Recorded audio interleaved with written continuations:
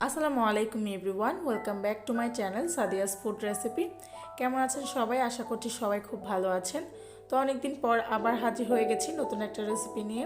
আজকে আমি আপনাদের সাথে শেয়ার করব খাসির মাংসের সাদা কোরমা বা মাটন কোরমা। এই মাটন কোরমাটা কিন্তু খেতে অসম্ভব মজাদার হয়ে থাকে, আর এটা রান্না করাও খুবই সহজ। তো চলুন দেখে নিই এই মজাদার কোরমাটা কিভাবে রান্না করতে হয়। তো কোরমাটা রান্না করার জন্য আমি এখানে একটা স্পেশাল মশলা তৈরি করে নিব। তার জন্য আমি এখানে নিয়ে নিয়েছি 15 থেকে 20টার মতো গোলমরিচ, নিয়ে নিয়েছি 6টা কাজু বাদাম, 6টা কাঠবাদাম, আর এখানে আছে 1.5 চা চামচ পরিমাণে পোস্ত দানা, আর নিয়ে নিয়েছি 1 টেবিল চামচ পরিমাণে কিশমিশ, আর নিয়ে নিয়েছি সামান্য পরিমাণে জয়ত্রী, আর এখানে আছে একটা জয়ফলের অর্ধেকটা। তো মশলাগুলোকে এখন আমি সামান্য পরিমাণে পানি দিয়ে ব্লেন্ডারে ব্লেন্ড করে নিব। আপনারা চাইলে পাটায়ও বেটে নিতে পারেন। তো দেখতেই পাচ্ছেন মশলাটাকে আমি খুব ভালো করে ব্লেন্ড করে নিয়েছি। তো এখন আমি মশলাটাকে একটা সাইডে রেখে দিয়ে রান্নায় চলে যাচ্ছি। তো চুলায় আমি একটা হাঁড়ি বসিয়ে নিয়েছি। এখন আমি এখানে দিয়ে দিচ্ছি 1 কাপ পরিমাণে রান্নার তেল, দিয়ে দিচ্ছি 3টা তেজপাতা, 2 টুকরা দারচিনি, 4 থেকে 5টার মতো এলাচ। মশলাটাকে হালকা একটু ভেজে নিব। এখন আমি এখানে দিয়ে দিব 1 কাপ পরিমাণে পেঁয়াজ বাটা। আর এই রেসিপির জন্য অবশ্যই চেষ্টা করবেন পেঁয়াজ বাটাটা নেওয়ার, এতে করে কোরমাতে খুব সুন্দর একটা গ্রেভি হয়ে থাকে। তখন আমি তেলের সাথে পেঁয়াজটাকে কিছুক্ষণের মতো ভেজে নিব।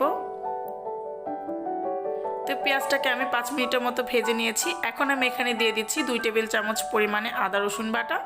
এখানে আমি আদা আর রসুনটাকে একসাথে বেটে নিয়েছি। আদা রসুন বাটাটা দিয়ে আবার নেড়েচেড়ে মিশিয়ে কিছুক্ষণের মতো ভেজে নিব।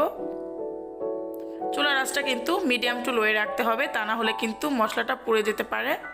এখন আমি এখানে দিয়ে দিচ্ছি স্বাদ মতো লবণ, দিয়ে দিচ্ছি 1 চা চামচ পরিমাণে ধনিয়া গুঁড়া। এখন এখানে দিয়ে দিচ্ছি আগে থেকে যে মশলাটা রেডি করে নিয়েছিলাম সেই মশলাটা। মশলাগুলোকে দিয়ে পেঁয়াজের সাথে খুব ভালো করে মিশিয়ে নিতে হবে। তো মশলাটাকে আমি পেঁয়াজের সাথে খুব ভালো করে মিশিয়ে নিয়েছি। এখন আমি এখানে দিয়ে দিব 1 টেবিল চামচ পরিমাণে টমেটো সস। আপনারা চাইলে এখানে টমেটো কেচাপও ইউজ করতে পারেন। দিয়ে দিচ্ছি 1/2 কাপ পরিমাণে টক দই। দইটা দিয়ে মশলাটাকে আরও একবার খুব ভালো করে মিশিয়ে নিতে হবে।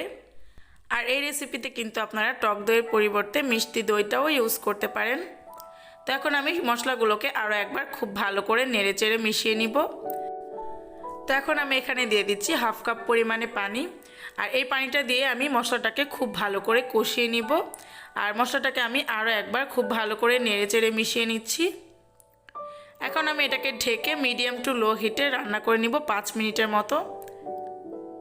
তো 5 মিনিট পরে আমাদের মশলাটা কিন্তু খুব সুন্দর করে কষানো হয়ে গেছে, দেখতেই পাচ্ছেন মশলা থেকে তেলটা আলাদা হয়ে গেছে। এখন আমি এখানে দিয়ে দিব 1 কেজি পরিমাণে খাসির মাংস। আপনারা চাইলে এই সেম রেসিপিতে গরুর মাংস নিয়ে নিতে পারেন। তো খাসির মাংসটা দিয়ে মশলাগুলোর সাথে খুব ভালো করে নেড়েচেড়ে মিশিয়ে নিতে হবে। আর এই খাসির মাংসটাকে আমি লবণ পানিতে 30 মিনিটের মতো ভিজিয়ে রেখেছিলাম। এতে করে খাসির মাংসের যে একটা স্মেল থাকে সেটা অনেকটাই দূর হয়ে যায়। তো এখন আমি এটাকে ঢেকে 10 মিনিটের মতো রান্না করে নিব। তো মাংসটাকে আমি 10 মিনিটের মতো রান্না করে নিয়েছি। আর এর মধ্যে দেখতেই পাচ্ছেন মাংস থেকে বেশ খানিকটা পানিও বের হয়েছে। এখন আমি এই পানিটা দিয়ে মাংসটাকে খুব ভালো করে কষিয়ে নিব। দিয়ে দিচ্ছি 6 থেকে 7টার মতো কাঁচামরিচ। কাঁচামরিচটা দিয়ে মাংসটাকে আরও একবার খুব ভালো করে নেড়েচেড়ে মিশিয়ে নিব। এখন আমি এটাকে ঢাকা দিয়ে আরও 10 মিনিটের মতো রান্না করে নিব। তো 10 মিনিট পরে ঢাকনাটা তুলে নিচ্ছি। আর এখন আমি এখানে দিয়ে দিচ্ছি 1 টেবিল চামচ পরিমাণে পেঁয়াজ বেরেস্তা। পেঁয়াজ বেরেস্তা দিয়ে আরও একবার নেড়েচেড়ে মিশিয়ে নিব। তো এখন আমি মাংসটাকে ঢেকে আরও 10 মিনিটের মতো রান্না করে নিব। তো 10 মিনিট পরে ঢাকনাটা তুলে নিচ্ছি। দেখতেই পাচ্ছেন মাংস থেকে কিন্তু তেলটা আলাদা হয়ে গেছে। তো এর মধ্যে আমাদের কোরমাটাও কিন্তু রান্না করা হয়ে গেছে। এখন আমি এটাকে আরও একবার নেড়েচেড়ে মিশিয়ে চুলা থেকে নামিয়ে পরিবেশন করে নিব।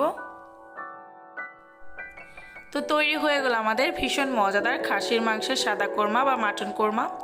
বাসায় অবশ্যই ট্রাই করবেন, ট্রাই করে আমাকে জানাবেন কেমন হয়েছে। আর এখনও যারা আমার চ্যানেলটিতে সাবস্ক্রাইব করেনি প্লিজ সাবস্ক্রাইব করে দিবেন, আর পাশে থাকা বেল বাটনটি ক্লিক করে রাখবেন। তো এতক্ষণ আমার সাথে থাকার জন্য আপনাদের সবাইকে অসংখ্য ধন্যবাদ। আপনারা সবাই ভালো থাকবেন, সুস্থ থাকবেন। আল্লাহ হাফেজ।